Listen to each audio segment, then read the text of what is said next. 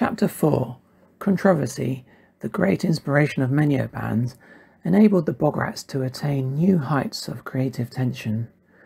A creative rift between certain band members stimulated a critical self-awareness, which the sociologist amongst us might say is the mark of any healthy social organism.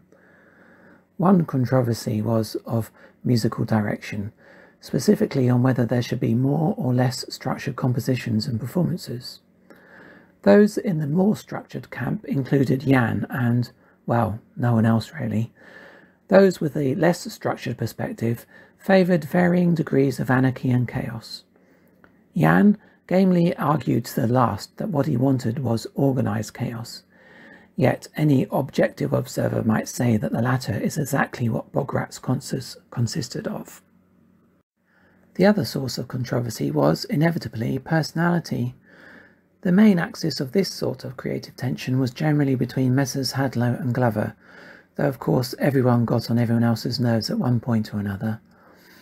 By the time of the second annual gig in September 1985, these tensions, or musical differences, had reached a thrilling all-time high, resulting in a fantastic history-making gig.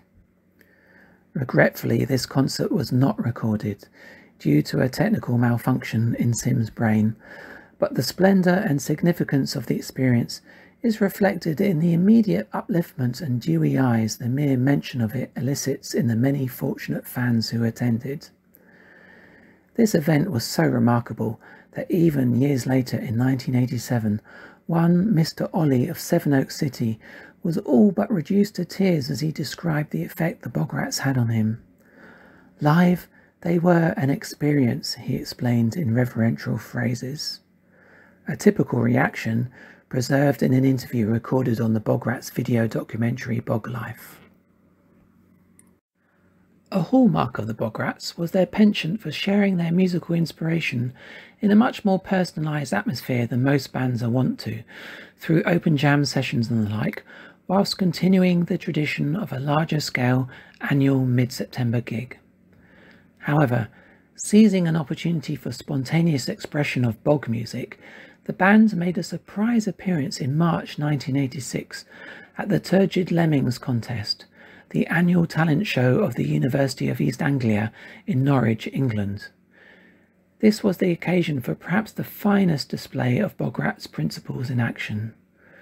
The Rats took to the stage with a minimum of advanced preparation, whipping instruments of the previous band apparently in mid-set.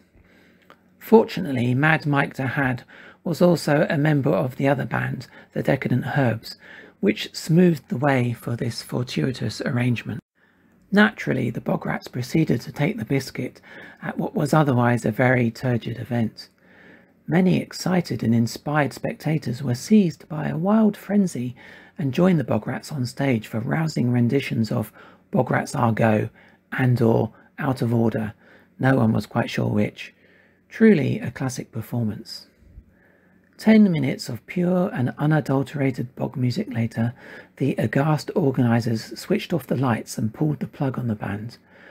Evidently a case of too much of a good thing for those who had expected a tidy, predictable show. And so the long march of time led the Bograts to the third distinct phase of their career, marked by a complete lack of gigs, though not for lack of trying, or for that matter, for lack of being trying. A New Year gig was refused at St Julian's, who by now presumably knew what to expect. Inquiries made of Sevenoaks Cinema and Under River Village Hall also garnered flat refusals. However, the shortage of gigs only became serious in the autumn of 1986, when an attempt to stage the yearly Bograts show was most unkindly short-circuited by the owners of several venues. This was repeated at Christmas and New Year of 1987. The Rats tell the story of this frustrating period in the lament of a song, No Venue. However, Christmas 1986 did see the first serious attempt at rehearsing a set, all the more remarkable considering the previous record of conscious non-competence. The intention behind this new turn of events was to make up to the fans for the shortage of gigs with a mega show in the summer of 1987.